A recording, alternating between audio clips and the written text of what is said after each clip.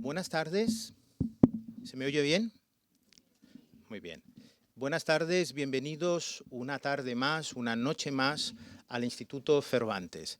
A todos vosotros, todos ustedes, todas vosotras que estáis aquí en la sala y todos aquellos que están al otro lado de la cámara, que nos están viendo por sus ordenadores, móviles, televisiones, ya que esta actividad se está grabando en streaming, como muchas de las actividades que se graban en el Instituto Cervantes y que luego van nutriendo un canal de YouTube que os recomiendo que visitéis. Es más, antes nuestra invitada esta noche ha estado grabando un programa que teníamos, se llama Bibliotecaria por un día, que son 10 minutos, ella recomendando lecturas, las últimas lecturas que ha leído o algunas lecturas que nos recomienda a todos, y ese programa, que no va a suceder aquí, lo podéis ver todos vosotras y todos vosotros en el canal de YouTube del Instituto Cervantes.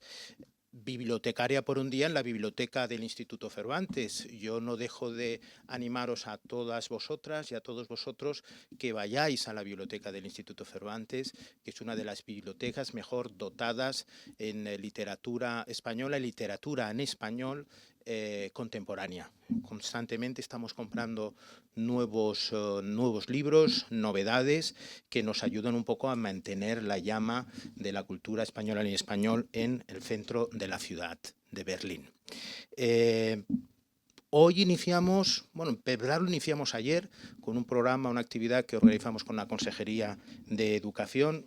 Tenemos el honor de tener con nosotros al consejero de Educación de la Embajada de España en Berlín, Rafael Bonete. Muchas gracias, Rafael, por acompañarnos. Decía que ayer empezamos las actividades del Instituto Cervantes, esta sala llena de niños, que es un programa que se llama VEO, impulsado por la Consejería de Educación y apoyada, como no, por el Instituto Cervantes. Y qué curioso ver que por la tarde de ayer esto estaba lleno de niños y por la tarde de hoy está lleno de jóvenes, ¿no? Entonces, empezando por mí, claro. Eso significa que este programa cultural que hemos lanzado ahora, que va desde enero hasta junio, gusta, se sigue y lo tenéis todos a vuestra disposición ahí fuera. Está en línea, es un programa en línea e interactivo, por lo tanto tenéis el material no solo digital, sino interactivo, y os animo a aplicar los diferentes más, los diferentes dedos, porque ahí aparecen vídeos, etcétera, y también lo tenéis en papel ahí fuera para que podáis inscribiros a las actividades culturales que organiza el Instituto Cervantes o que organiza con otras instituciones. Hoy tenemos a Gioconda Belli. Yo tengo que confesar que llevo, Gioconda, casi un año y medio persiguiéndote para que vengas primero a Viena y después a Berlín. Muchas gracias de corazón por estar aquí. Un primer aplauso, un segundo aplauso para ella.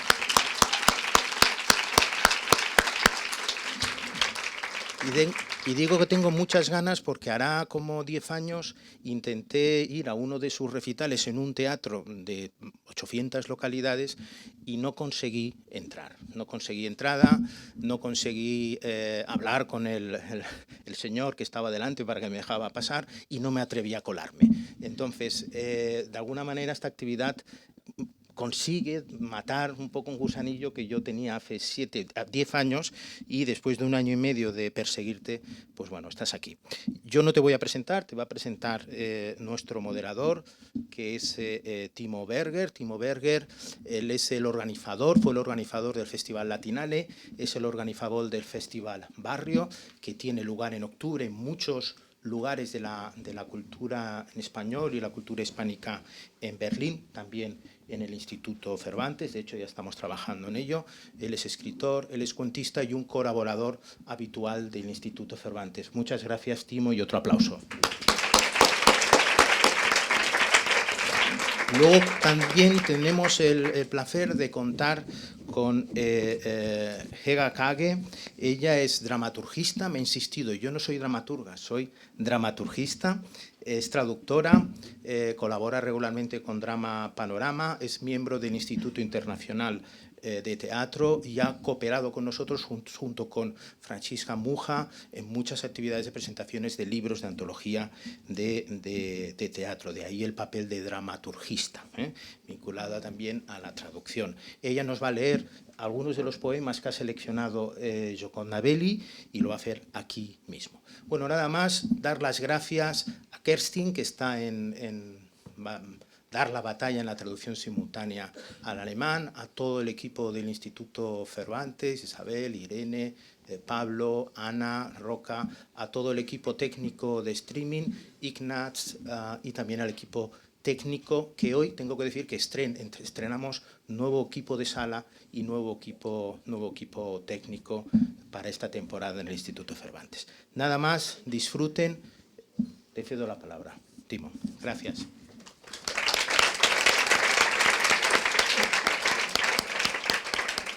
Bueno, muchas gracias, Ignacio, por tu amable presentación. Estimado público, la mayoría de ustedes deben conocer la obra y la biografía de Gioconda a grandes rasgos. No obstante, me gustaría remarcar o recordaros algunas etapas de su agitada vida. Nació en el 1948 en Managua. No se dice eso. Ah, no se dice. Sabía. En el seno de una familia, ya no se dice, acomodada, pero desde muy temprana edad, y eso quiero remarcar en realidad, entró en contacto con distintas manifestaciones del arte, ¿no? Tu madre, Gloria Pereira, pintaba, era actriz y cofundadora del Teatro Experimental de Managua, ¿no? Dijiste una vez, a ella le debo el amor por las palabras, ¿no? Y tu padre, Humberto Belli, era empresario y comerciante. Asististe a la primaria en Managua y después te enviaron, o quizás quisiste ir a Madrid para cursar el bachillerato. Y después también cursaste publicidad y periodismo en Filadelfia, Estados Unidos. ¿Por qué lo digo?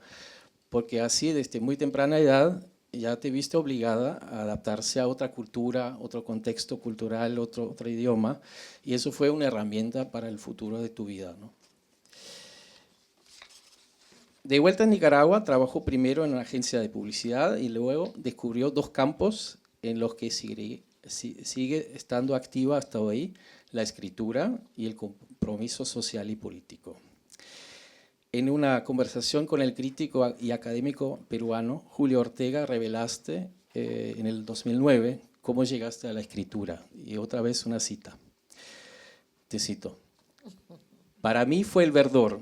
Yo tenía 20 años, estaba sentada en el corredor de mi casa a mediodía, cargando a mi hija de meses, mirando el césped del jardín, cuando escuché dentro de mí un verso describiendo ese momento. No lo escribí, pero aquella experiencia se volvió a repetir un día y otro día ante diferentes situaciones. Las palabras me asediaban. Eso me gusta mucho, ¿no? Esa escena primera.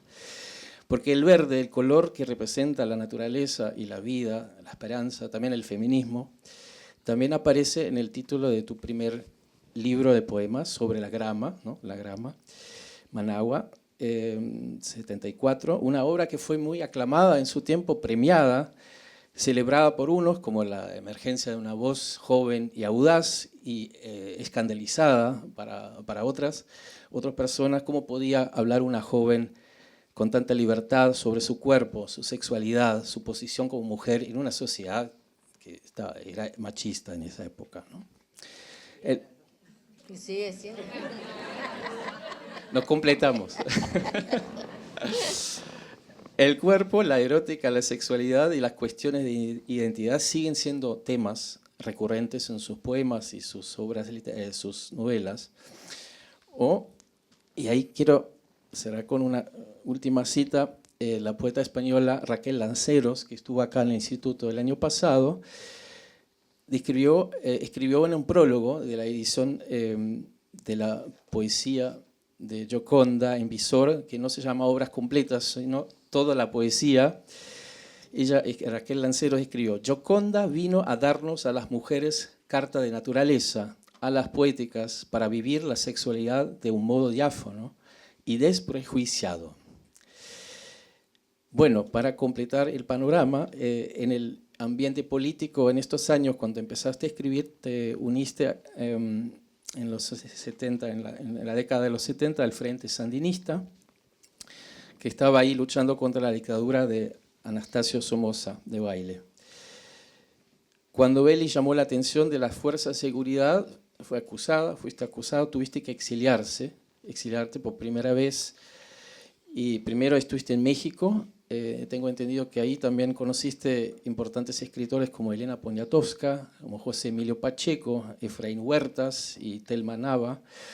Y más tarde te fuiste a Costa Rica para organizar un poco desde el exilio la retaguardia, ¿no? Mantener la resistencia, ayudar a establecer contactos internacionales. Hay que mencionar que el segundo libro de poesía, Línea de Fuego, obtuvo el prestigioso premio de la Casa de las Américas, ¿no? También ya a tan joven, a temprana edad.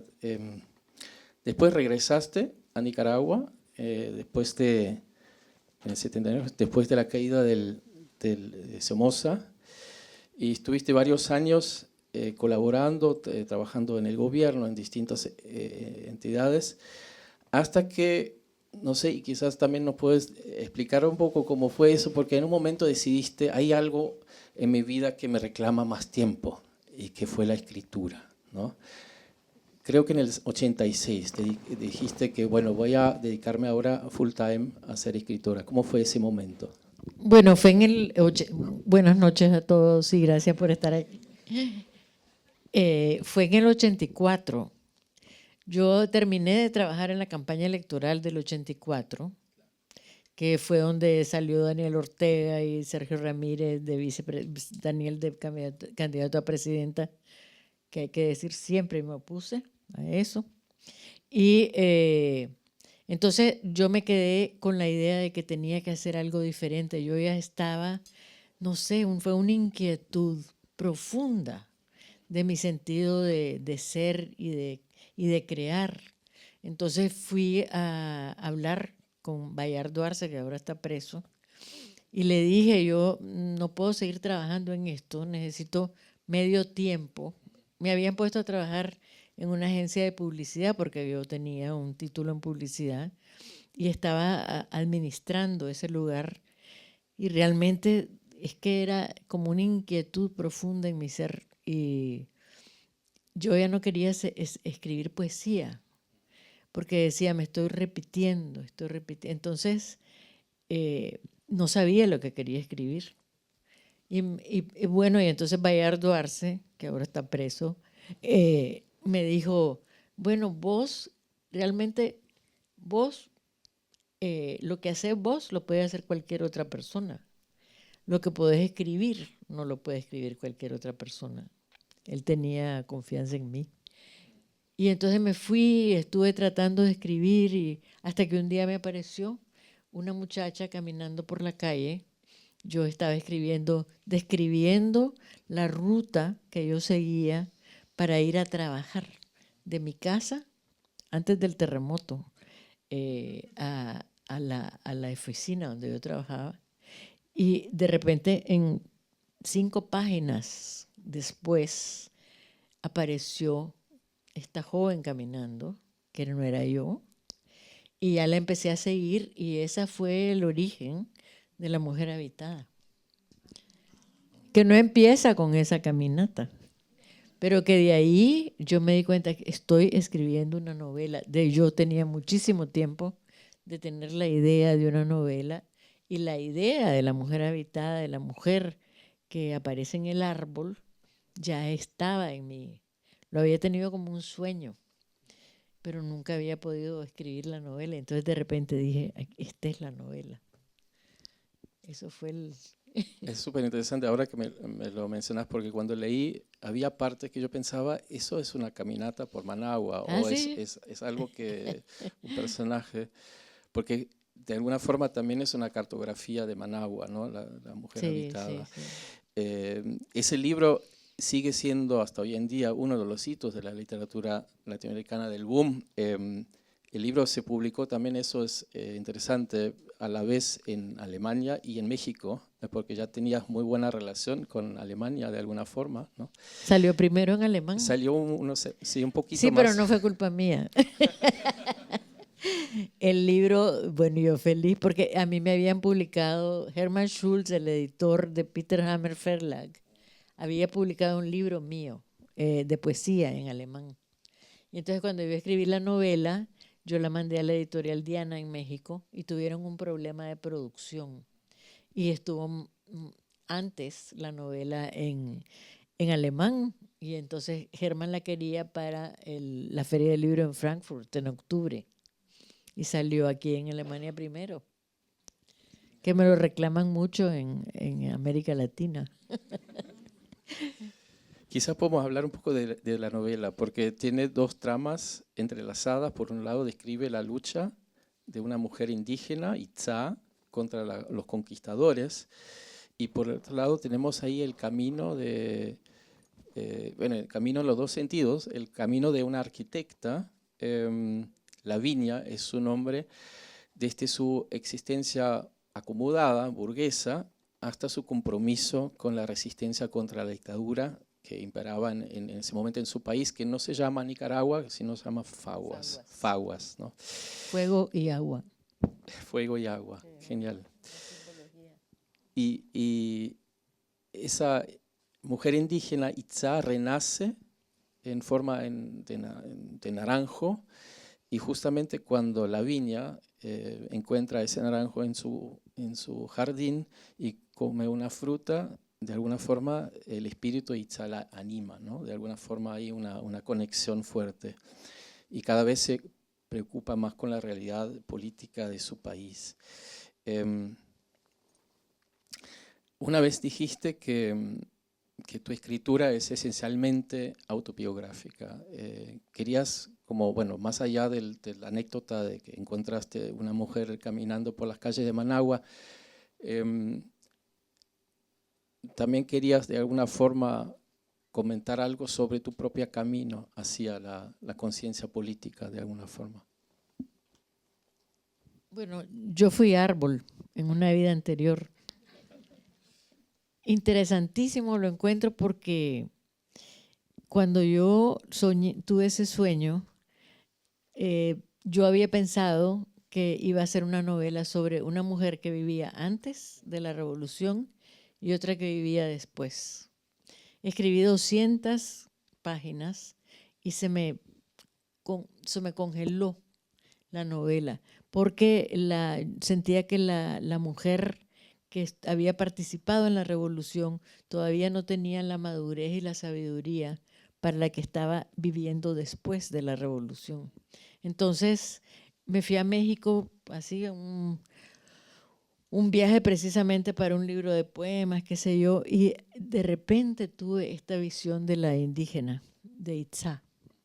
Y cuando vi a Itzá y estaba en México, me puse a buscar todo lo que había sobre la cultura de los aztecas, y además traté de hacer un personaje que fuera más allá del tiempo histórico, que fuera mesoamericana, o sea, que hubiera vivido esa resistencia, para que esa resistencia se convirtiera en el símbolo de la resistencia que estábamos haciendo en Nicaragua y en América Latina. Era un tiempo de mucha revolución, de mucho compromiso. Y entonces esa fue, digamos, el eje sobre la que monté la mujer habitada. Y claro, tiene muchísimo de mí, subjetivo, digamos, pero Lavinia no soy yo, no es, pero realmente esa contradicción entre tu origen de clase, digamos, abrazar una revolución, lo que significaban las muertes. Lloré muchísimo escribiendo esa novela. O sea, por ejemplo, me acuerdo de una muerte de Felipe, que es uno de los... toda esa muerte de Felipe fue como una catarsis para mí, porque a mí se me había muerto un compañero con el que yo había tenido una relación de amor muy profunda. Y es interesante porque yo lloraba, y ahí las personas que lean la novela me dicen, yo lloré en esa parte. Y había esa necesidad de hablar, porque lo que yo digo que es autobiográfico es más que todo mi poesía. La poesía es bien autobiográfica Y entonces yo cuando escribí la novela era porque quería incorporar lo colectivo al otro, a la otra en mi escritura, ¿no? Sí. Y, digamos, al final te decidiste por dejar afuera toda la parte de la revolución triunfante, ¿no? Porque termina en una acción de comando, termina con la muerte, en realidad, de la persona principal, el personaje principal, ¿no? Y quizás ahí también se queda más fuerte, ¿no? El impacto, ¿no? Entonces, Mucho me regañaban las lectoras que me decían, ¿por qué la mataste? y Pero también hace referencia a un hecho histórico, porque había una acción similar, ¿no? Lo lindo, digamos, de esa novela es justamente, ¿no? Que toma elementos de la realidad, de la historia, y las monta de otra forma, ¿no? es que yo estuve muy vinculada a esa acción y me la conocía porque yo había sido del equipo de información de la acción. Entonces sabía muy bien cómo era y no sé, y fue de repente, no tenía la idea de que eso fuera a estar en el libro, pero es la magia de escribir, ¿no? Que uno como pasa descubriendo, el proceso de la imaginación para mí es una de las cosas más fascinantes de ser escritora, porque de repente es como que de repente salen de tu mente cosas que no te imaginabas. Y bueno, me salió perfecto que apareciera esa escena y ese tiempo, porque ya me vinculó totalmente a mi propia experiencia, ¿no? Ok, quiero hacer un salto hacia la actualidad, que también tienes una novela actual que está acá expuesto, Un silencio lleno de murmullos, que de alguna forma retoma la idea de la revolución, nos lleva de vuelta a Nicaragua, pero a la vez nos lleva a España, a Madrid. Y entonces quería hablar un poco contigo sobre esa novela. ¿Qué sería esa novela? ¿Cómo la describirías? ¿Es una novela autobiográfica, el relato de un desencanto con una revolución? ¿Es una historia sobre una relación entre madre e hija o es una crónica de la pandemia? Bueno, esa es una novela sobre mi experiencia de luchar por la utopía, por la revolución. Como cuando en los primeros años de la revolución en Nicaragua se vivió un estado de euforia de que habíamos logrado derrotar las dictaduras que nos habían, digamos, congelado la vida en Nicaragua, 45 años de los Somoza, solo para darnos cuenta de despertar del sueño con uno de los nuestros convertido en tirano. Entonces, esa reflexión fue lo que me dio, lo que me hizo pensar en esta novela, ¿no? O empezar a escribir esta novela, fue cómo la utopía ya se convierte, ya no es épica, sino que tiene un sentido de cotidianidad, de cómo te afectó eso en la vida cotidiana, en tu relación con los demás y en la relación con las hijas, en mi caso. Por eso está dedicada a mis hijas. Y también es una reflexión sobre la mujer y su rol en la maternidad, porque ese rol de la maternidad está extremadamente culpabilizado en el caso de nosotros las mujeres, y uno tiene que encontrar la posibilidad de perdonarse uno misma, no solo del amor que da a los hijos, sino perdonarse por también querer buscar la propia realización, ¿no? Y de alguna manera nos tenemos que perdonar, porque esa es la mecánica, es que no está supuesta a buscar una realización propia. Si sos madre, tu primera prioridad son tus hijos, punto.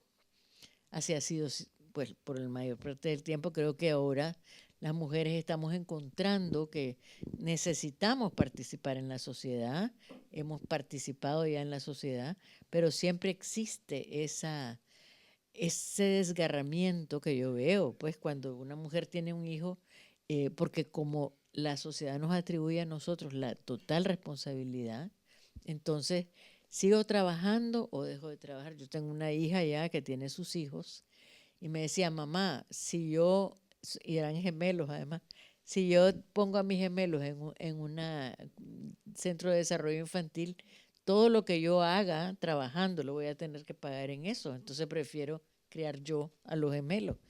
Pero claro, eso tiene un costo para ella en su carrera, etcétera, etcétera. Entonces, esa novela es sobre estas dos mujeres que se encuentran. Penélope, que es la hija, llega a Madrid cuando su madre, que la guerrillera, se ha muerto, y ella llega a hacer el trabajo de lo que uno hace cuando alguien se muere, es su única hija, vender la casa, etcétera. Y justo llega en marzo de 2020 y la agarra la pandemia y el confinamiento. Entonces se queda confinada en la casa de la madre en Madrid y ya se pueden imaginar lo que es agarrar la ropa, las cosas de ella, tenerlas que meter en cajas, después le dicen que no las puede dar porque en ese momento la entrega de cosas caritativas está prohibida. Entonces un poco ella empieza a vivir con ese fantasma de la madre y va descubriendo a la madre porque va encontrando papeles, cosas, hasta que encuentra un cuaderno donde la madre cuenta su historia. Y ahí nos damos cuenta cómo pensaba en la hija, ¿no? Y bueno, eso está conectado con toda lo que cuenta la épica de la utopía, se convierte de repente en esta otra parte de la experiencia de luchar por la utopía, que es la parte del fracaso, ¿no? O sea, en Nicaragua ya se pueden imaginar, yo ahorita estoy desnacionalizada, me han quitado todo en Nicaragua, o sea, me quitaron mi casa, mi pensión de jubilación, todo, después de haber estado casi toda mi vida, desde los 20 años, dedicada y amando a Nicaragua y a la revolución. Entonces, ¿y qué? Después de votar un tirano, encontremos esto otro. Entonces, realmente ha habido un shock de la... No sé, y ese shock tiene que ver con esa desilusión profunda, ¿no? Pero no estoy desilusionada de la idea de que hay que cambiar las cosas. Pero sí lo que me di cuenta es que la política es tan personal que no se puede sostener una idea grande sobre las hombres de una gente que no se la merece.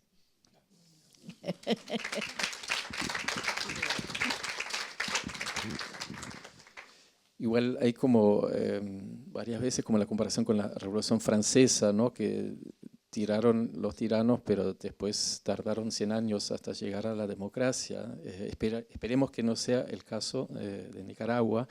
Quiero volver un poco a la novela, porque más allá de, bueno, dije que no hay muchos ejes temáticos en esa novela, y me fascinó sobre todo ese tipo son dos psicogramas que estás construyendo, de dos mujeres, de dos generaciones, con todo el bagaje, ¿no? Porque la generación actual también, Penélope, de alguna forma, bueno, es un nombre que también habla, ¿no? La esposa de Ulises, como destramando el tiempo y tramándolo otra vez.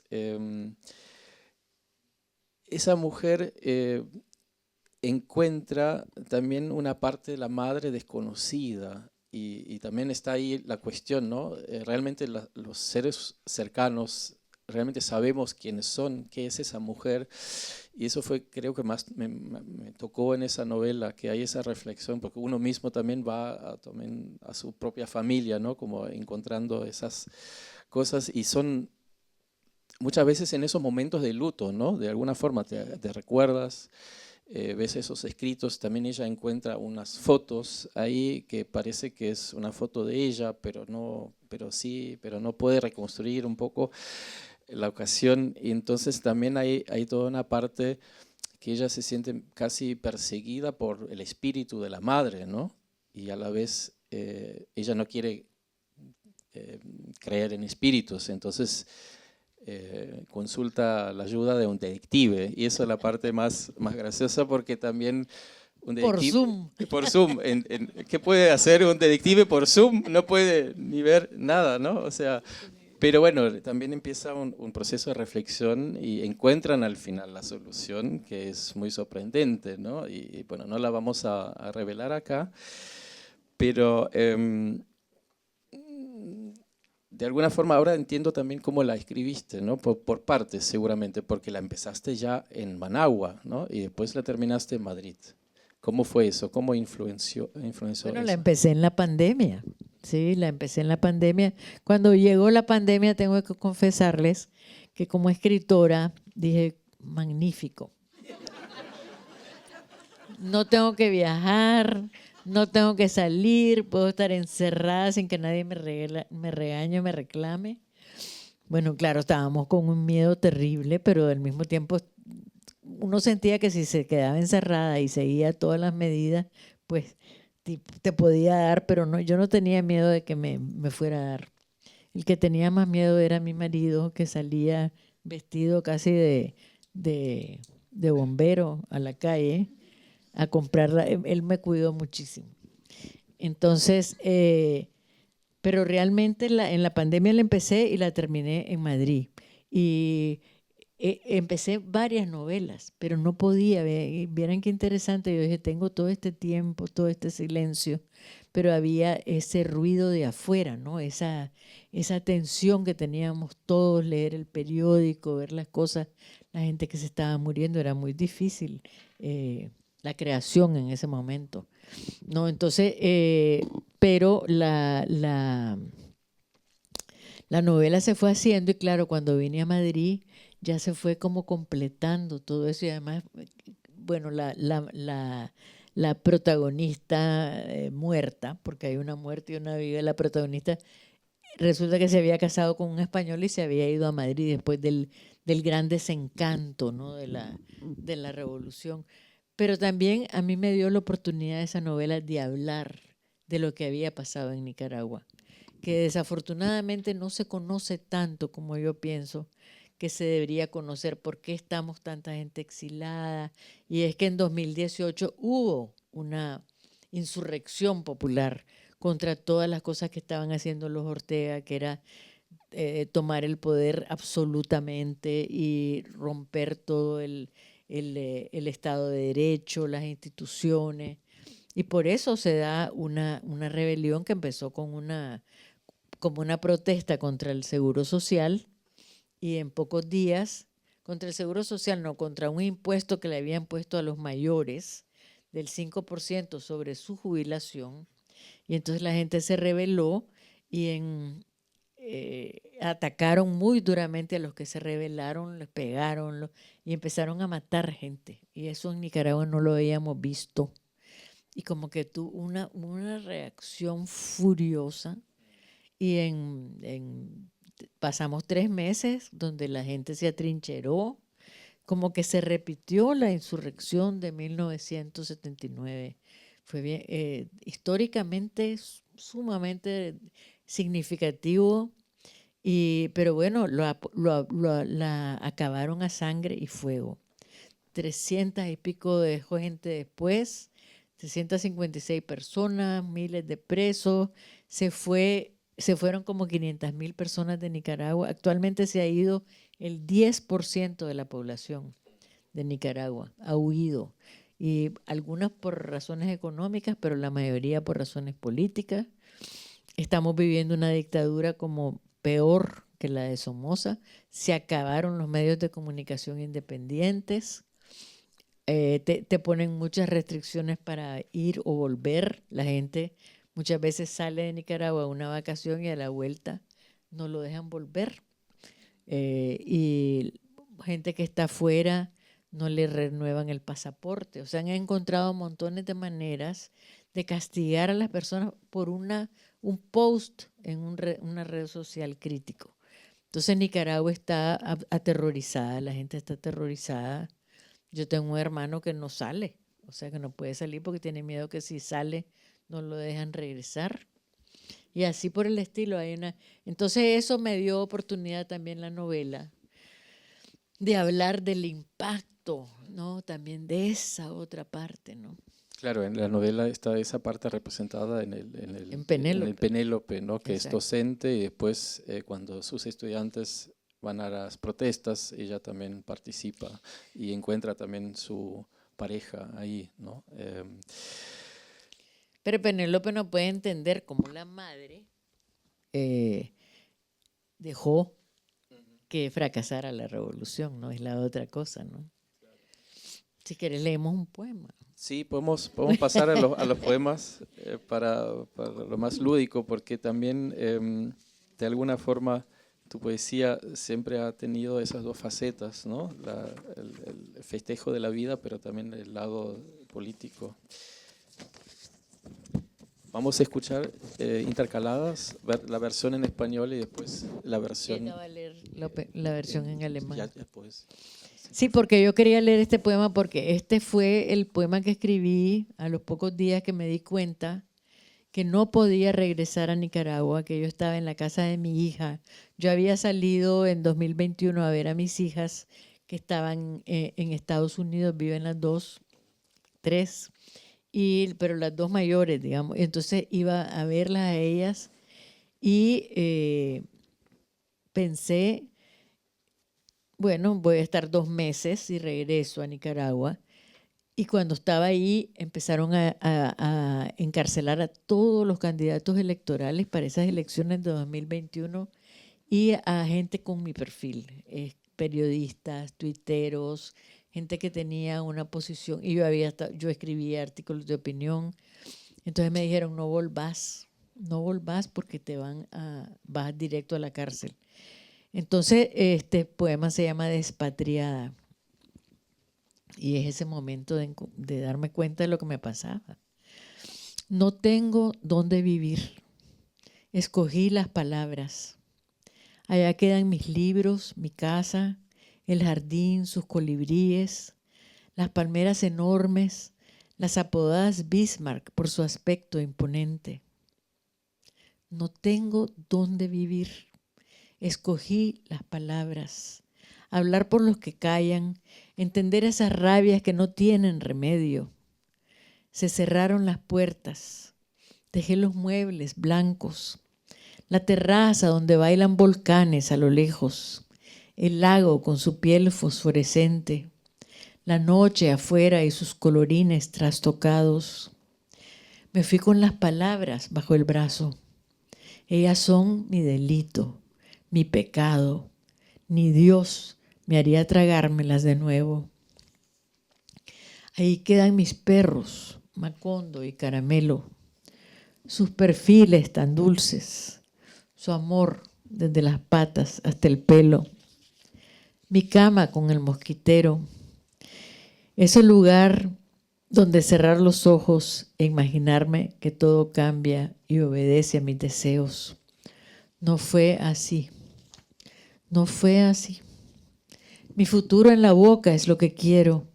Decir el corazón, vomitar el asco y la ranura. Queda mi ropa yerta en el ropero, mis zapatos, mis paisajes del día y de la noche, el sofá donde escribo, las ventanas.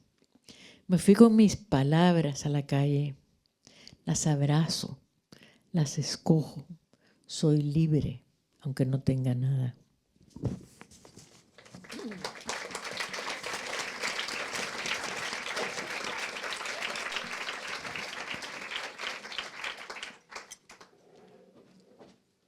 Ausgebürgerte. Ich habe kein Zuhause. Ich habe die Worte gewählt. Dort drüben blieben meine Bücher, ein Haus, der Garten, seine Kolibris, die riesigen Palmen, die man Bismarck-Palmen nennt, weil sie so groß und stattlich sind. Ich habe kein Zuhause, habe die Worte gewählt, für die zu sprechen, die jetzt schweigen, die Wut, den Zorn verstehen, der keinen Ausweg weiß. Die Türen sind geschlossen. Ich ließ die weißen Möbel, die Terrasse, wo in der Ferne die Vulkane tanzen, den See mit seiner glänzenden Haut, die Nacht, die alle Farben ändert. Ich ging mit meinen Worten unterm Arm, sie sind mein Verbrechen, meine Sünde. Kein Gott kann mich sie noch einmal schlucken lassen. Dort drüben blieben meine Hunde, Macondo und Caramelo, ihr sanfter Anblick, ihre Liebe von den Pfoten bis zu den Spitzen des Fells. Mein Bett mit dem Moskitonetz, der Ort, wo ich die Augen schloss und mir die Welt verändert dachte und meinem Wunsch entsprach. Es kam nicht so. Es kam nicht so. Meine Zukunft ist, was ich zu sagen habe. Das Herz herausschreien, den Ekel zerbrechen und den Abstand. Die Kleider hängen still in meinem Schrank, meine Schuhe, meine Landschaft bei Tag und Nacht. Das Sofa, wo ich schreibe, die Fenster. Ich ging mit meinen Worten auf die Straße. Umarme sie, wähle sie aus. Ich bin frei, auch wenn ich nichts mehr habe.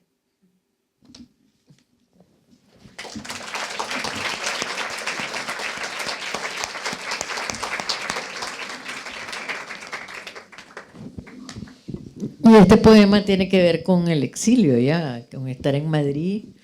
Tuvimos suerte porque llegamos a Madrid, había unos amigos que nos alquilaron un Airbnb con todo, pero alquilado como lugar normal. Y entonces ahí nos instalamos con todo, teníamos sábanas, toallas, porque solo llegamos con una maletita de ropa. Y ahí me ponía yo a escribir en una sala que había, y en la ventana grande se veía un árbol. Y se llama La lluvia huele en Madrid. Alzo la cabeza del libro que leo, refugiada del aliento de dragón que escupe fuego sobre la ciudad. El árbol fuera de mi ventana, hermano del farol, agita alegre sus brazos. Algo sentí. Un apagón del sol, el ruido mojado del asfalto. Dejo el libro y salto para abrir la ventana, grande como una puerta con ínfulas de balcón. Hay un instante de espanto. Pienso en Managua y sus tardes de lluvia, el olor de la tierra mojada. Si abro la puerta, ¿olerá la lluvia en Madrid? ¿Estará exiliado de mi vida ese olor? En mi alma hay un claustro vegetal donde se guardan los olores de la lluvia y el tambor batiente de los truenos. Temo en el umbral del balcón, pero al fin me atrevo. Abro. Pasan los coches arrollando aguas. La calle está cubierta de florecillas de árboles recién duchados. El olor irrumpe, el olor vegetal intenso. Estoy a salvo.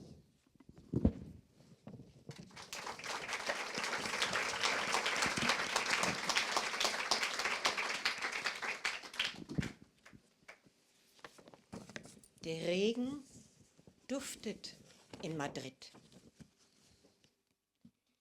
Ich hebe den Blick vom Buch, das ich lese.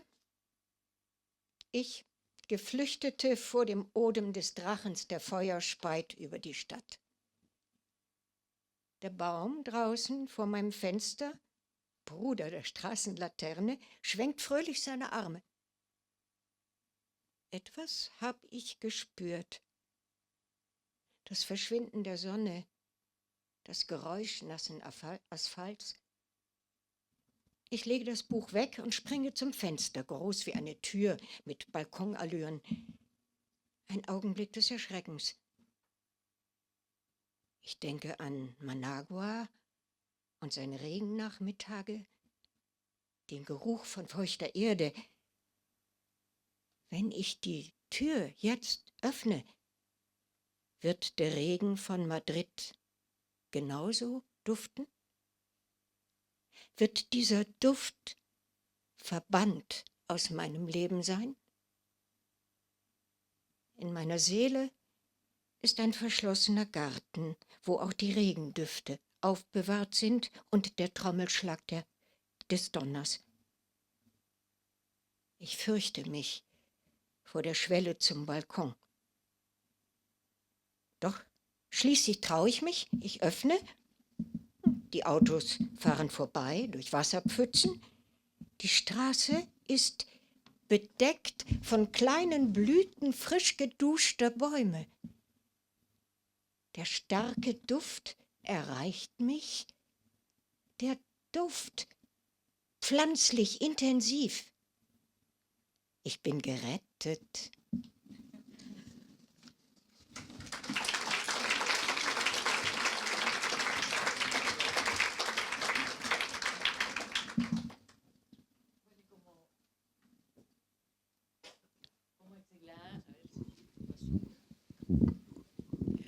Como exilada y viviendo en otra parte, claro, uno piensa mucho en que, digamos, en cierta manera, yo he tenido suerte porque he podido vivir más o menos una vida sin tanto angustia. En España me han tratado maravillosamente bien. Pero uno tiene que pensar en todo lo que ha pasado. Estar cerca del Mediterráneo te hace pensar en toda esa gente que ha tenido que perder la vida para buscar una vida mejor. Entonces este poema se llama Tiene patria el dolor. Tiene patria el dolor. Voces condenan a quienes sienten como propio el ardor de los naufragios, la espalda que sangra del azotado. Preguntan por qué llorar por desconocidos, esos que no comparten su historia, su idioma, su pan de cada día. El niño que arrojó la marea sobre la arena, vestido con su ropa de viaje, los zapatitos lustrados, la camisa, los calcetines, con los que pensó nacer a otra vida, solo para morder la sal del mar y que las caracolas le dieran la noticia de su propia muerte. Tiene patria el dolor.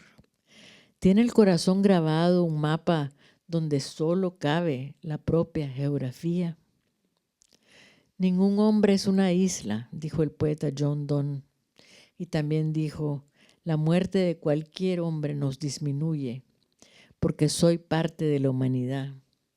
Nunca mandes a preguntar por quién doblan las campanas.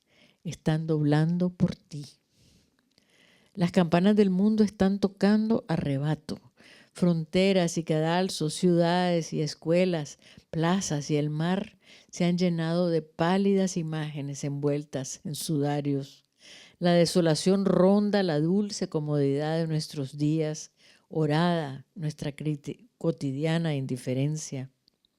Algún día llegarán por nosotros. Entonces lamentaremos la mirada que rehúsa dolerse por el condenado a muerte, por la ciudad arrasada, por los decapitados, por la mujer lapidada por adúltera. Hay quienes miden sus lágrimas, como si no abundara el agua en nuestros cuerpos, tanto como las aguas en que se ahogan los que abandonan el único sol que podrán llamar suyo para abordar los barcos de los despojados. Cada muerte nos disminuye. Con palabras engañamos al corazón. Vociferamos contra la violencia mientras la invocamos. Anda trasnochada la solidaridad, huyendo por las rendijas de razones filosas que en vez de sobar el alma la cuchillan. Doblan por nosotros las campanas y hay que recuperar las patrias del dolor, atreverse a borrar las fronteras, cometer la osadía de la compasión.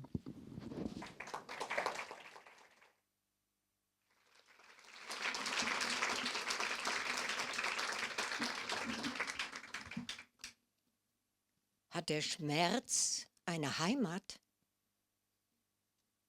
Hat der Schmerz denn eine Heimat? Da werden die verurteilt, welche als ihre eigene die Todespanik der Ertrinkenden fühlen, den blutigen Rücken des Ausgepeitschten. Man fragt, weshalb um Unbekannte weinen, die nicht unsere Geschichte teilen, unsere Sprache, unser täglich Brot. Das Kind, das die Flut an Land geworfen hat, in seiner Reisekleidung, die Schüchen geputzt, das Hemd, die Söckchen, mit denen es in ein neues Leben geboren werden wollte, nur um in das Salz des Meeres zu beißen und von den Muscheln die Nachricht seines eigenen Todes zu bekommen. Hat der Schmerz denn eine Heimat? Ist in das Herz eine Karte geritzt, auf der nur die eigene Landschaft Platz hat? Niemand ist eine Insel, sagte der Dichter John Donne. Und er sagte auch, jedes Menschen Tod macht mich geringer, denn ich bin ein Teil der Menschheit. Und darum verlange nie zu wissen, für wen die Glocken läuten. Sie läuten ja für dich. Die Glocken der Welt läuten Sturm. Grenzen und Richtstätten, Städte und Schulen, Plätze und das Meer sind voller bleicher Bilder in Leichentücher gehüllt. Die Verzweiflung bedrängt die süße Bequemlichkeit unserer Tage und dringt in unsere tägliche Gleichgültigkeit. Eines Tages wird man Rechenschaft von uns verlangen. Und wir werden den Blick bereuen, der kein Mitleid haben will, mit dem zum Tode Verurteilten, der verbrannten Stadt, den Enthaupteten, der gesteinigten Ehebrecherin.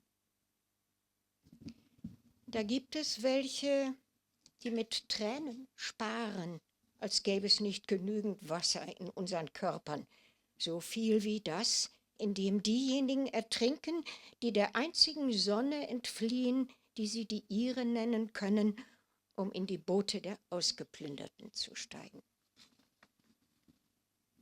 Jeder Tod macht uns geringer. Mit Wörtern betrügen wir das Herz, entrüsten uns über die Gewalt, während wir sie selbst anrufen. Die Solidarität ist außer Mode, entschwindet durch die Ritzen messerscharfer Argumente, die statt ihr Trost zu spenden, die Seele massakrieren. Für uns läuten sie, die Glocken. Und wir müssen sie zurückgewinnen, die Heimat unseres Schmerzes.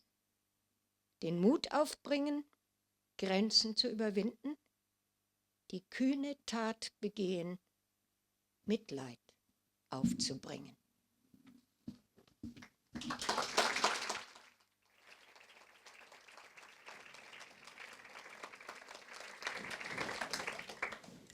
Bueno, muchas gracias, Gioconda. Gracias, Hedda, por tan bella lectura. Para los bibliófilos, quiero decir que los primeros dos poemas que leíste están aún inéditos, salen solamente en una antología que se te ha publicado cuando ganaste el premio Reina Sofía de Poesía Iberoamericana hace un año, en el 2023. Y el último poema que leíste, que tiene también publicación en Alemania, en el libro Mich lockt die Liebe mit ihren Stacheln, traducido por Lutz Kliche. La versión en español se llama El pez rojo que nada en el pecho. Recomiendo mucho la lectura de ese libro y quiero hacerte una pregunta acerca del libro, porque está configurado en 3 partes. Y la última parte, bueno, la primera parte que más me gustó habla de una historia de amor, pero la segunda habla del feminismo hoy en día, como lo es, y la tercera parte habla de cuestiones como hemos escuchado, de la empatía con las cosas políticas que no están del todo bien hoy en día, y tiene como título esa última parte, ¿qué puede hacer la poesía? Y a pedido de tu traductor Lutz Kliche te quiero hacer esa pregunta. ¿Qué puede hacer la poesía en estos tiempos que nos han tocado vivir? Que no solamente tenemos el problema de Nicaragua que hablamos, sino también tenemos lo que está viniendo de los Estados Unidos, lo que estamos viviendo acá en Alemania con Ucrania, etcétera. Y entonces te quería preguntar, ¿no? Eso, ¿qué puede ser la fuerza, el poder de la poesía? Yo creo que la poesía nos puede abrazar en la solidaridad, o sea, en esto sentirnos mal todos. Yo creo que estamos en un momento del mundo muy complicado y donde creo que todos nos estamos preguntando, ¿no? ¿Qué va a pasar? ¿Cómo vamos a hacer? ¿Dónde vamos a estar? ¿Y qué podemos hacer? Eso es para mí lo más dramático de este momento es sentirse qué podemos hacer, a un sentimiento de indefensión, de no tener agencia para cambiar las cosas. Pero eso es engañoso, porque creo que sí tenemos. Lo que pasa es que yo creo que el mundo también nos ha llevado con toda la tecnología, la soledad, el aislamiento, a una sensación de soledad que se refleja en la acción colectiva. Creo que este es un momento también para recuperar ese sentido de la importancia de la acción colectiva, de la comunidad. Nos hemos aislado mucho. O sea, la gente joven, por ejemplo, realmente pasa muy metida en sus teléfonos, y esa es una ilusión interesante, pues, porque es también, sí, la tecnología es maravillosa y uno puede, no podés renunciar o maldecir todo lo que ha venido con la tecnología. Yo me pongo a ver, tengo unos nietos en Costa Rica, bueno, y en otras partes, pero los de Costa Rica son los más chiquitos. Entonces son los que más veo ahora y me mandan que si caminó la niña más chiquita y la veo caminar. Eso es una cosa extraordinaria, ¿no? Pero al mismo tiempo, bueno, tenemos todas estas otras problemáticas de que la gente no se informa, y creo que la poesía y creo que el arte en general nos devuelve un sentido de comunidad, de humanidad. Cuando leemos poesía nos damos cuenta que lo que siente la poesía, lo que se siente y se comunica a través de la poesía, no nos es nuevo. O sea, si uno ve la poesía desde el principio, si ahora hemos visto Hamlet, por ejemplo, y visto Shakespeare y García Lorca, Lope de Vega, entonces de repente hay como una capacidad de trascender el tiempo, porque hay una profunda humanidad que tenemos todos, que, que no es que está existiendo en este momento, sino que es como una cadena enorme de traspaso, de poder, de traspaso de fuerza, de traspaso de valores, ¿no? Y creo que eso es lo que nos consuela, en cierta manera. Entonces yo entiendo la poesía como un consuelo, pero también como un llamado al sentimiento profundo, ¿no? Como un recuerdo de la humanidad que somos, lo frágiles que somos, pero lo fuerte que somos también. Entonces, eso es la poesía para mí. En momentos como este, creo que fue muy interesante en la pandemia, por ejemplo, si nos ponemos a ver los momentos que hemos compartido todos de gran crisis, de no saber qué fue, a qué recurrimos. Recurrimos al arte, recurrimos a las películas, recurrimos a los libros. O sea, en la soledad más profunda, en el miedo, lo que nos salvó, a mi manera de ver, fue tener el recurso del arte, ¿no? De lo que veíamos. Por ejemplo, yo me acuerdo el ballet de la Ópera de París, que se filmaban partes de lo que… O sea, se hicieron cosas bellísimas durante la pandemia. Y entonces yo creo que en este momento es como otra pandemia, en cierta manera, una pandemia donde no tenemos que estar aislados, pero donde igualmente no sabemos qué nos va a venir, si nos vamos a enfermar, si nos vamos a morir, si se nos va a morir la esperanza. Yo defiendo la esperanza con todo mi corazón. Creo que la esperanza la tenemos que ver tal vez de una manera como la veía Camus en Sísifo. Que me encanta ese ensayo de Camus. Para mí fue una de las cosas que encontré escribiendo esta novela y que fue determinante para mí, que fue Camus hace un ensayo sobre Sísifo, este personaje mitológico al que Zeus castiga porque se roba, secuestra a Tánatos, la muerte, y no se muere la gente. Y entonces Hades llega a pedirle, a ponerle quejas a Zeus, le dice, no se está muriendo nadie, no llega nadie a mi territorio. Entonces Zeus manda a buscar a Sísifo y no lo encuentran, pero al final cuando lo encuentran lo castigan y lo ponen a subir una piedra para toda la eternidad en una montaña, que cuando la piedra ya la va llevando a la cima, se le cae. Entonces, a mí se imagina a Sísifo cuando tiene que regresar, porque se le cae la piedra y tiene que volver al lugar donde empezó a volverla a subir. Y entonces, en algún momento de ese recorrido, de vuelta al punto de origen, Sísifo decide que lo va a hacer con alegría, que va a subir la piedra como un desafío a Zeus, que va a subir la piedra como un acto de rebeldía y lo va a hacer cuantas veces sean necesarias. Y eso es lo que yo siento con Nicaragua, por ejemplo. Hay que subir la piedra cuantas veces sean necesarias y lo siento como todos nosotros creemos. Yo pienso que tenemos que tener fe. Tenemos que tener fe. ¿Cómo vamos a creer que Trump nos va a marcar la vida, por favor? O sea, pues es como un terremoto, ¿verdad? Pero va a pasar. Entonces yo creo que tenemos que tener esa fe pero trabajar por ella también, no solo sentarnos, ¿no? Yo sí creo que la movilización, la comunidad, recuperar todas esas cosas que estamos perdiendo, porque hay que reconocer que cierta parte nos hemos dormido, ¿no?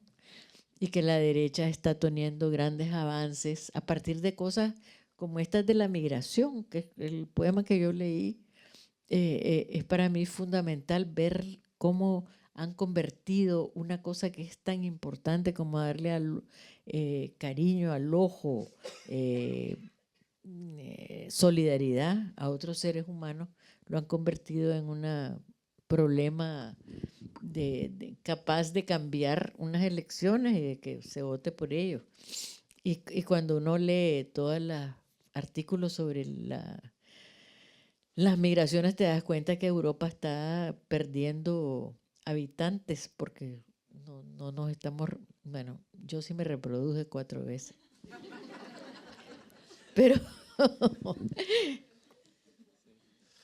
Bueno, yo creo que da mucho para hablar, pero antes de que empezamos a involucrar a ustedes en el público, me gustaría muchísimo invitarte a leer 1, 2, 3 poemas más.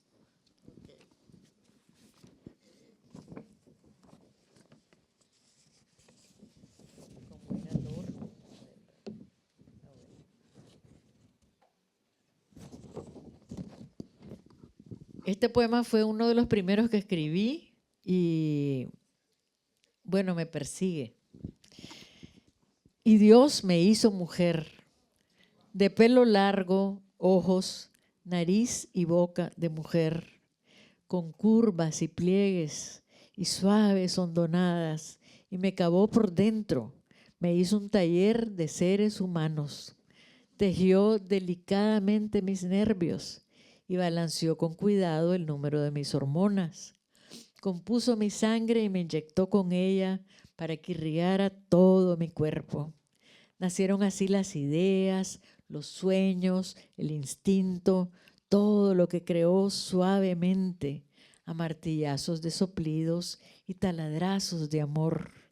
Las 1001 cosas que me hacen mujer todos los días, por las que me levanto orgullosa todas las mañanas y bendigo mi sexo.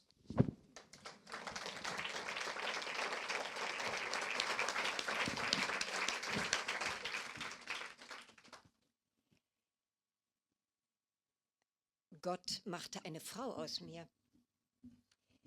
Und Gott machte eine Frau aus mir mit langem Haar, Augen, Nase und Mund einer Frau, mit runden Hügeln und Falten und weichen Mulden, hüllte mich von innen aus und machte mich zu einer Menschenwerkstatt, verflocht fein meine Nerven, wog sorgsam meine Hormone aus, mischte mein Blut und goss es mir ein, damit es meinen Körper überall bewässere.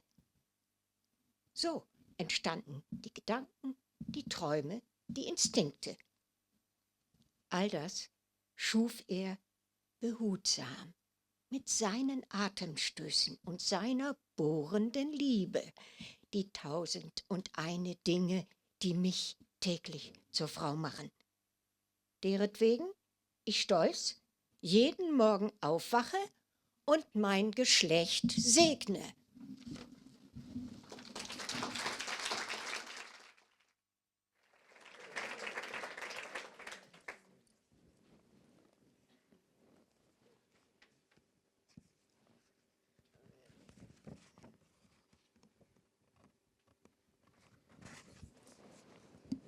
Y este poema se llama Literatura.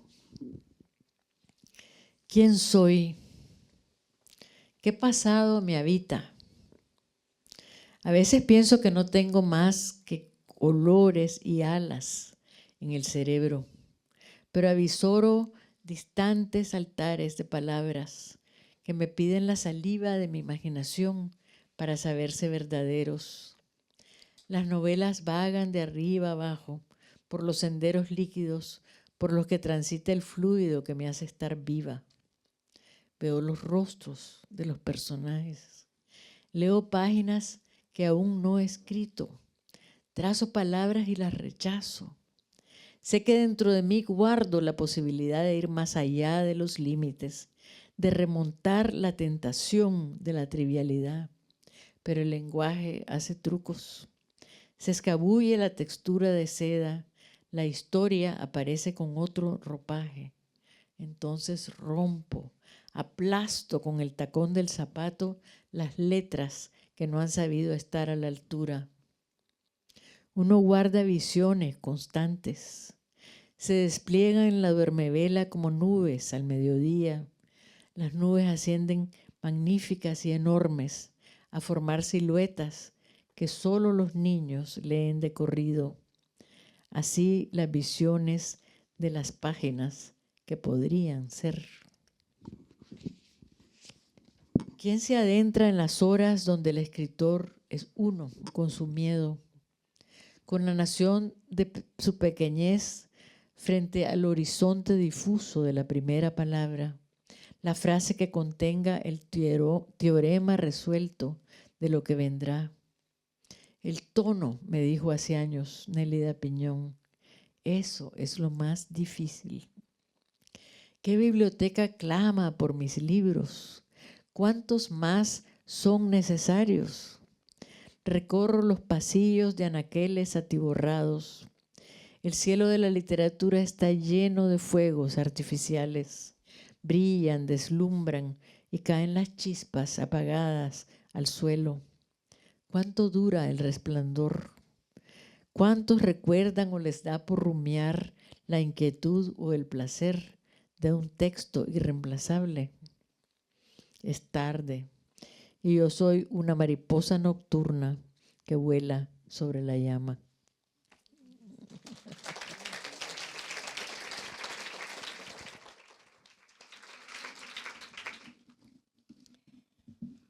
Literatur. Wer bin ich? Welche Vergangenheit bewohnt mich? Manchmal denke ich habe nichts als Farbe und Flügel im Gehirn. Doch ich erspähe ferne Wortpaläste, die nach dem Speichel meiner Fantasie verlangen, um sich als wirklich zu erkennen. Die Romane treiben auf und nieder in den flüssigen Kanälen, wo all die Säfte fließen, die mich lebendig sein lassen. Ich sehe die Gesichter der Personen, lese Seiten, die noch nicht geschrieben, entwerfe Wörter und verwerf sie wieder. Ich weiß, dass ich in mir Kräfte trage, die Grenzen hinter mir zu lassen, der Versuchung des Trivialen zu entgehen. Doch die Sprache spielt mir Streiche. Die seidige Struktur entschlüpft mir und die Geschichte kommt in anderem Gewand daher. Da zerreiß ich, zertrete mit dem Schuhabsatz die Buchstaben, die nicht auf der Höhe sind. Die Fantasie schenkt einem ständig Bilder. Sie entfalten sich im Halbschlaf wie Wolken um die Mittagszeit. Die Wolken türmen sich, spektakulär und riesig, bis die Silhouetten bilden, die nur ein Kind sofort erkennt. So sind die Bilder auf den Seiten, die entstehen können. Wer kennt die Stunden, in denen die Autorin allein mit ihrer Angst ist, mit ihrem Gefühl der Winzigkeit vor dem diffusen Horizont des ersten Worts, dem Satz, der schon den Sinn enthält, all dessen, was dann kommen soll. Der Ton. So sagte mir Nelida Pichon vor Jahren, das ist das Schwierigste. Welche Bibliothek will noch mehr Bücher? Wie viele mehr sind überhaupt noch nötig? Ich streife durch die Gänge zwischen überquellenden Regalen. Am Bücherhimmel steigen Feuerwerksraketen auf. Sie strahlen, blenden uns und fallen dann als Funken erloschen zu Boden. Wie lange dauert dieses Leuchten? Wie viele erinnern sich, und nicht nur einmal, an das Thema, das Vergnügen eines Textes, der einzigartig ist? Es ist spät und ich bin ein Nachtfalter, der über der Flamme tanzt.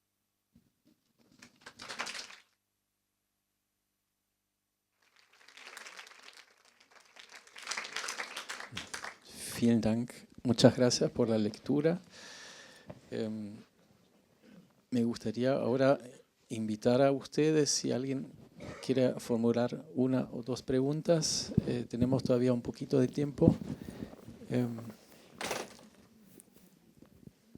Ahí hay un micrófono. Vale. Aquí hay una pregunta.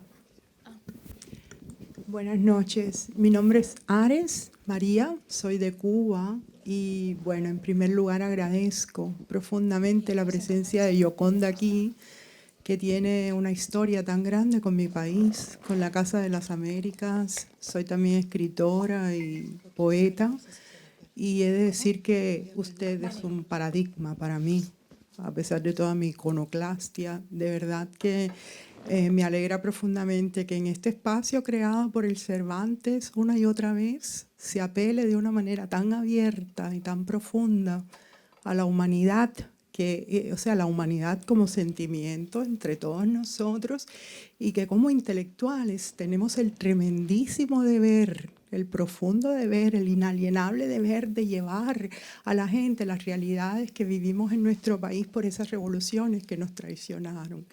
Y entonces yo desde mi más tremendísima humildad apelo siempre a que tengamos esto en el foco. Nos quieren dividir o nos han dividido, lo que sea, en izquierdas, derechas, arriba y abajo.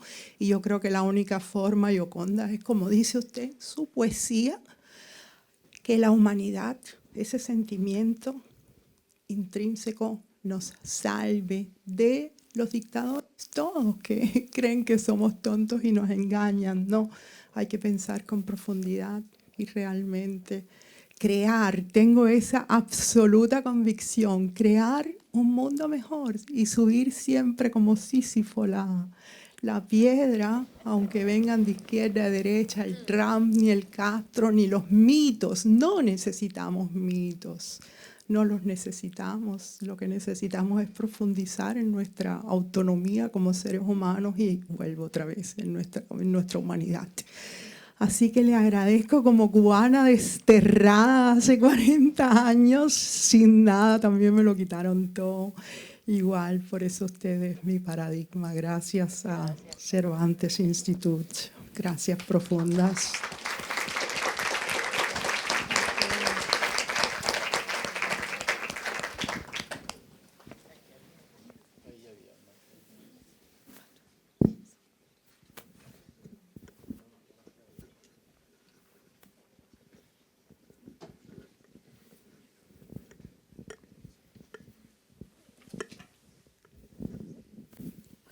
Buenas noches. En el 2019, en enero, tuve la fortuna de conocerla en Managua, en su casa, en una entrevista para el periódico El Tiempo. Yo soy Gina Morelo de Colombia. En ese momento nos dijo una cosa muy bella, un mensaje para los jóvenes de su país, que eran esos jóvenes que luchaban como usted lo hizo. Hoy quisiera volverle a preguntar por esos jóvenes que siguen en su país, de qué manera y a partir de qué lugares se puede volver a construir esperanza para que ellos sigan luchando por Nicaragua.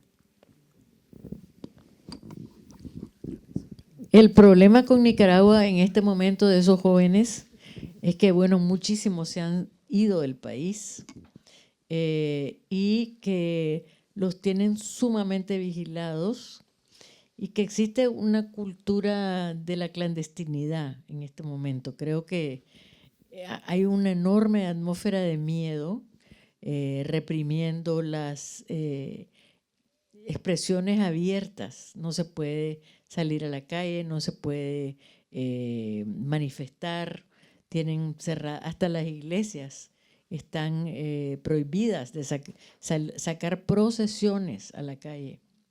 Entonces, yo creo que no se ven en este momento esos jóvenes, pero que se van a ver. Porque ahorita el ejército, la policía, está actuando sin ninguna legalidad. Entonces hay mucho miedo, pero no es que no existan. Y existen afuera también, hay mucha gente en el exilio que está haciendo cosas. Y yo tengo fe en que van a aparecer. Es como cuando sucedió 2018, nadie se esperaba lo que pasó y de repente pasó. Así, yo tengo la esperanza porque ahí están, son pequeños sisifitos que están empujando la piedra. Gracias por tu pregunta.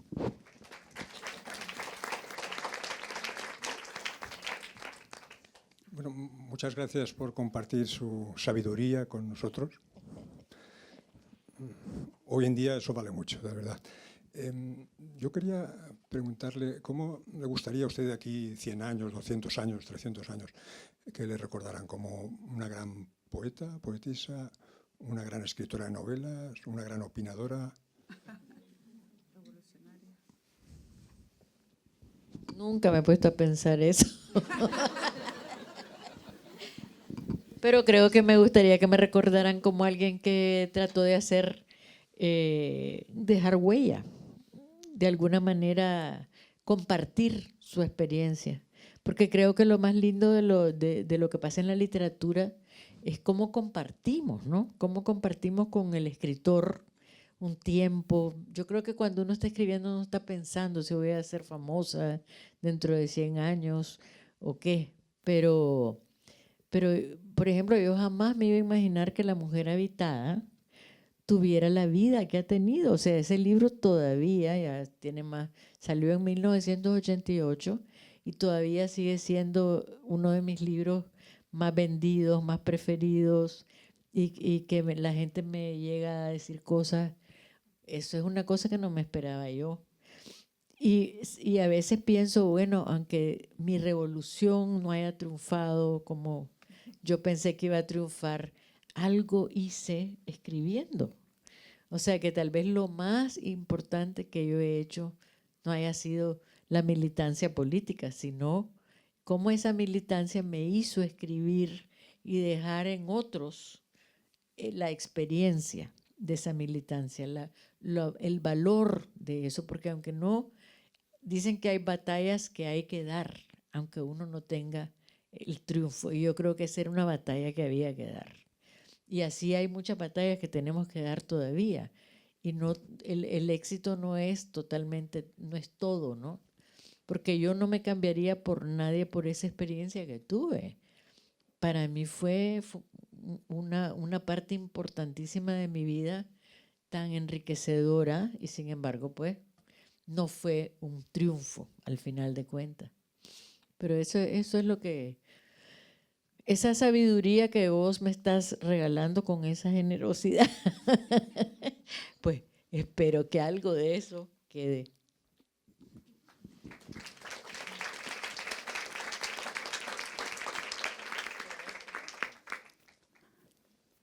Buenas noches. Yo no tengo ninguna pregunta, Gioconda. Solamente quiero darle las gracias porque un día escogió las palabras. Y por eso estamos hoy aquí. Muchas gracias, Gioconda.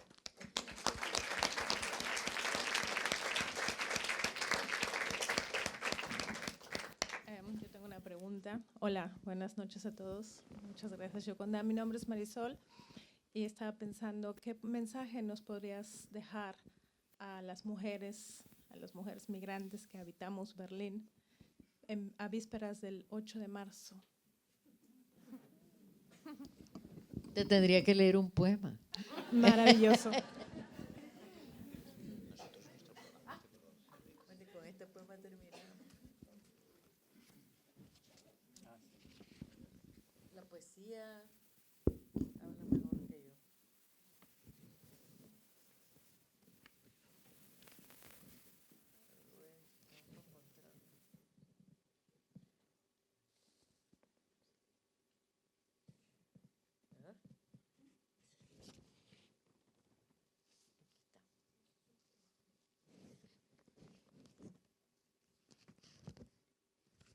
Este poema ha sido muy popular. Ahora que hay redes sociales, lo puse en mis redes sociales y tuvo 300,000. Imagínense, yo casi me muero, pero bueno.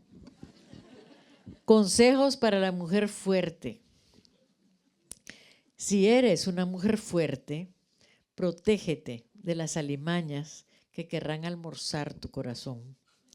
Ellas usan todos los disfraces de los carnavales de la tierra. Se visten como culpas, como oportunidades, como precios que hay que pagar.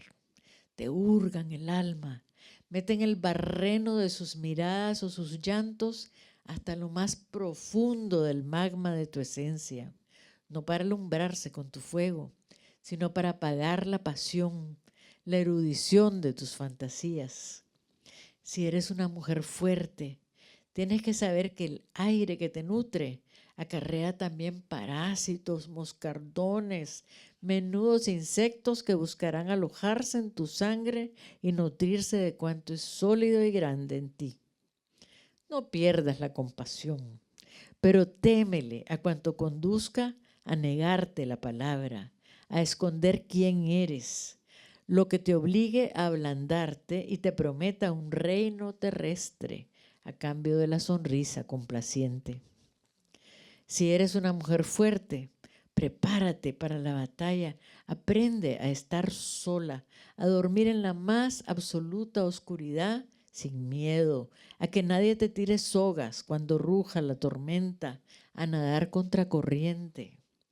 Entrénate en los oficios de la reflexión y el intelecto. Lee, hazte el amor a ti misma, construye tu castillo, rodéalo de fosos profundos, pero hazle anchas puertas y ventanas. Es menester que cultives enormes amistades, que quienes te rodean y quieran sepan lo que eres, que te hagas un círculo de hogueras y enciendas en el centro de tu habitación una estufa siempre ardiente donde se mantenga el hervor de tus sueños. Si eres una mujer fuerte, protégete con palabras y árboles e invoca la memoria de mujeres antiguas.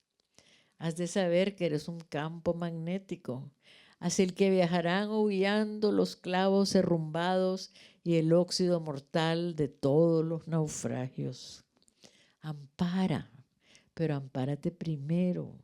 Guarda las distancias, constrúyete, cuídate, atesora tu poder, defiéndelo. Hazlo por ti. Te lo pido en nombre de todas nosotros.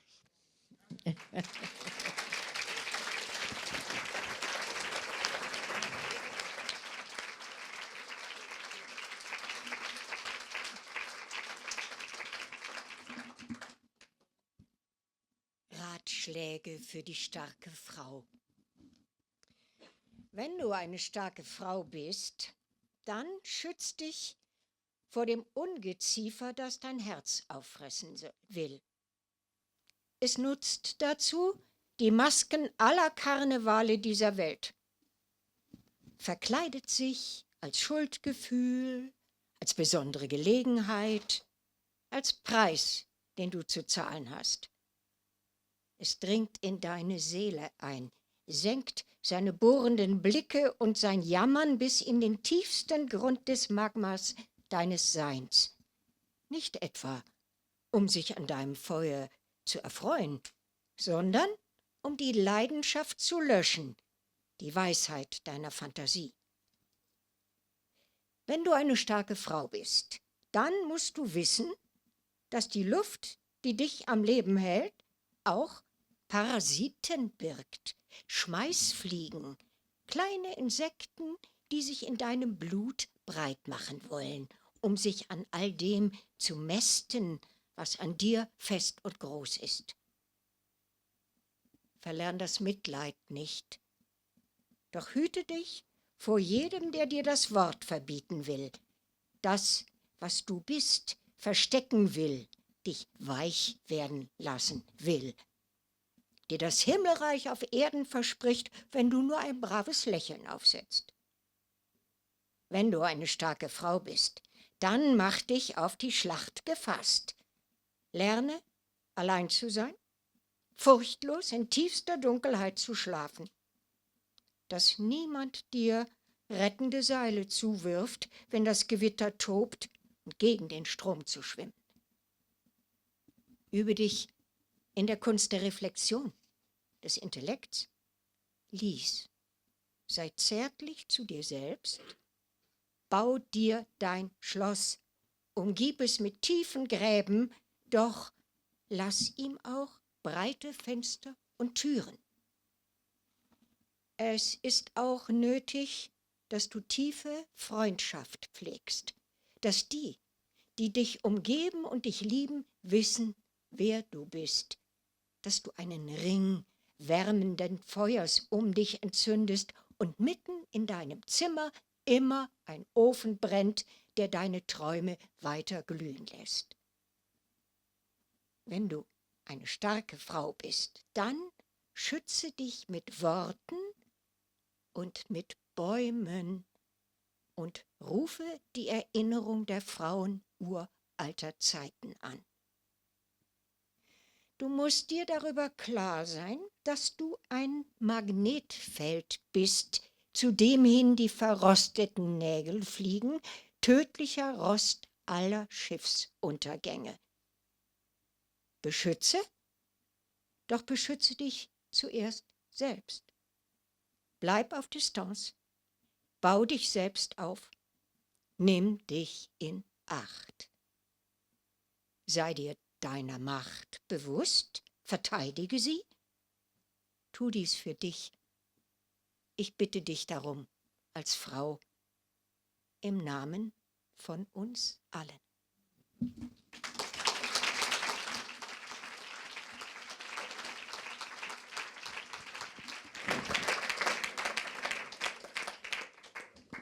Gracias, Heda. Wunderbar. Bueno, ha llegado la hora de finalizar esta noche. Primero, unas sugerencias y un agradecimiento. La primera sugerencia, hoy tenemos la librería Andenbuch con nosotros, que está vendiendo los libros de novelas y poesía de Gioconda Belli. No se vayan de aquí sin comprar un libro de Gioconda, porque ella luego va a dedicarlos, en esa parte de ahí vamos a poner una mesa y ella va a ponerse a dedicar los libros. Que no compran los libros ahora, vayan a la librería Andenbuch más tarde y compren los libros. Segunda sugerencia. Vengan al Instituto Cervantes, vengan a la biblioteca del Instituto Cervantes y si conocen a gente que quiere estudiar español, que vengan a estudiar español aquí. Y lo explico por qué. El Instituto Cervantes se financia con dinero público y con el dinero que pagan nuestros estudiantes de español. Es la respuesta que nosotros hemos encontrado para poder hacer un programa de actividades culturales como el que tienen aquí. El sentido que tienen parte de nuestro trabajo es que ustedes vengan aquí y disfruten. En la pandemia estábamos solos, como ha dicho nuestra invitada, pero ahora tenemos la oportunidad de salir de casa y venir al Instituto Cervantes y disfrutar de las actividades muchísimas que hay.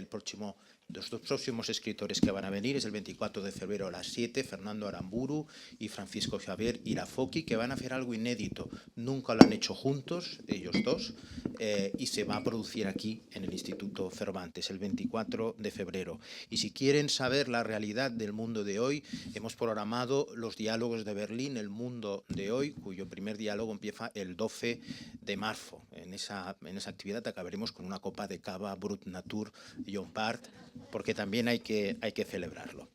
Y un agradecimiento a Gioconda Belli, a Timo Berger, a Helga Kage por la magnífica noche que nos habéis ofrecido. Espero no tardar 1 año y medio o 7 años en volverte a poder invitar aquí, es decir, comprométete públicamente aquí y ahora. Bueno, yo solo quiero reiterar lo que dice Ignacio Martínez Castiñón, que vengan al Instituto Cervantes. Muchísimas gracias por haberme invitado. Ha sido un placer estar en Berlín otra vez. Tenía años de no venir y de verlos a todos y de poder hablar y oír el alemán, que me encanta como lengua. Así es que gracias, Ignacio, también. Y gracias a toda la gente que trabajó por esto. Buenas noches, la gran Gioconda Belli, el gran Timo Berger y la gran Helga Kage. Gracias.